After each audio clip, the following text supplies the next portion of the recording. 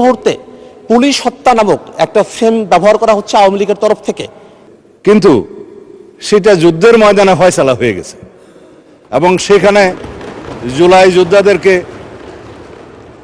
সুরক্ষা দেওয়ার জন্য যে অধ্যাদেশ জারি করা হয়েছে সেই বিষয়ে আমরা এই অধ্যাদেশটি এখানে গ্রহণ করার জন্য সবাই সর্বসম্মত হয়েছি। সুতরাং আমার মনে হয় মাননীয় সদস্য আশ্বস্ত হতে পারেন এই বিষয়ে সারা জাতীয় ঐক্যবদ্ধ একমত। এই মুহূর্তে পুলিশ হত্যা নামক একটা ফ্রেম ব্যবহার করা হচ্ছে আওয়ামী লীগের তরফ থেকে আগস্টের এই ঘটনা প্রবাহের ভিত্তিতে। আমরা সেক্ষেত্রে স্বরাষ্ট্রমন্ত্রীর কাছে স্পষ্টভাবে জানতে চাই, এই যে একটা বিশৃঙ্খলা তৈরি করা হচ্ছে পুলিশ বাহিনীর ভিতরে, সেক্ষেত্রে এটা যে ঘাতক, তারা যে ঘাতক ছিল তাদের যে এক ধরনের শাস্তির বিধান হয়ে গেছে, সেই বিষয়ে যে অস্পষ্টতা তৈরি হয়েছে, সেই বিশৃঙ্খলাগুলো দূরীকরণে স্বরাষ্ট্র মন্ত্রণালয়ের পক্ষ থেকে কোনো উদ্যোগ আছে কিনা আপনার মাধ্যমে জানতে চাই। ধন্যবাদ মাননীয় মন্ত্রী মহোদয়। ধন্যবাদ মাননীয় স্পিকার। আমি ইচ্ছা করলে মাননীয় সদস্যকে একটা আলাদা নোটিশ দেওয়ার জন্য আহ্বান করতে পারতাম, কিন্তু এটা একটা বিশাল রাজনৈতিক প্রশ্ন। যেমন জুলাই যোদ্ধাদের ইনডেমনিটি দেওয়ার বিষয়ে, আইনি এবং সাংবিধানিক সুরক্ষা দেওয়ার বিষয়ে জুলাই জাতীয় সনদে আমরা অঙ্গীকারাবদ্ধ হয়েছি।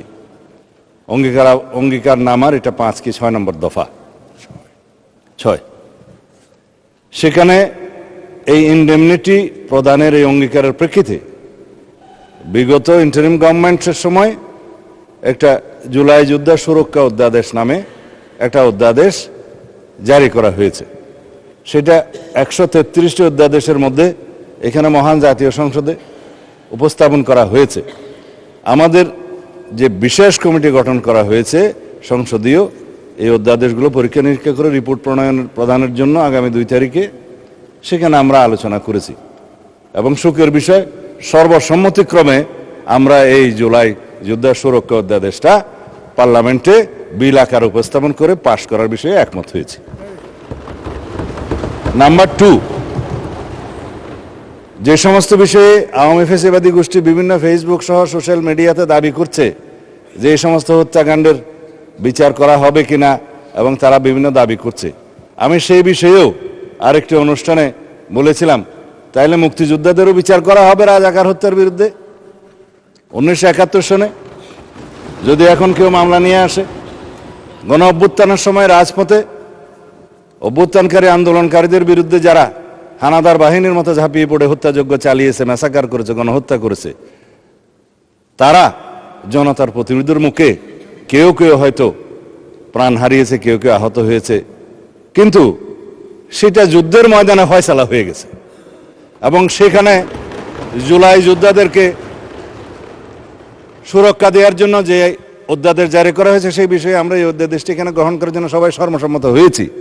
সুতরাং আমার মনে হয় মাননীয় সদস্য আশ্বস্ত হতে পারেন এই বিষয়ে সারা জাতীয় ঐক্যবদ্ধ একমত। আর অন্যান্য বিষয়গুলো আপনারা যে স্পেসিফিক উল্লেখ করেছেন, পুলিশের বিভিন্ন হত্যাকাণ্ড সম্পর্কে স্পেসিফিক মামলা দায়ের করা হয়েছে, কিছু মামলা আইসিটি কোর্টে হয়েছে, কিছু মামলা সাধারণ আইনে প্যানাল কোডের আন্ডারে বিভিন্ন মামলা আদালতে আছে, সেগুলো ইনভেস্টিগেশন হচ্ছে, কিছু কিছু বিষয়ে চার্জশিটেড হয়েছে এবং ফ্যাসিস্ট শেখ হাসিনার বিরুদ্ধে 2-1টা মামলা এবং তার সহযোগী স্বরাষ্ট্রমন্ত্রী সহ কয়েকজনের বিরুদ্ধে 2-1টা মামলা রায়ও ঘোষিত হয়েছে এবং সেই রায়গুলো সারা জাতি টেলিভিশনের মাধ্যমে একদম লাইভ টেলিকাস্ট করা হয়েছে, আপনারা দেখেছেন। তা আশা করি অন্যান্য মামলাতেও ইনশাআল্লাহ আইসিটি কোর্ট হোক বা অন্যান্য আদালত হোক, আদালত স্বাধীনভাবে তার বিচার কার্য পরিচালনা করবে, সেখানে আমরা কোনো ইন্টারফেয়ার করব না, করতে চাই না। এটাই বর্তমান সুশাসনের, আইনের শাসনের ব্যবস্থা আমরা কায়েম করতে চাই। সুতরাং আমরা অপেক্ষা করি, আইনি প্রক্রিয়া, বিচারিক প্রক্রিয়া কিছু সময় লাগবে, সেটা পর্যন্ত আমরা অপেক্ষা করি। ইনশাআল্লাহ এদেশে সকল গুম, খুন, হত্যাকাণ্ড এবং গণহত্যার বিচার হবেই।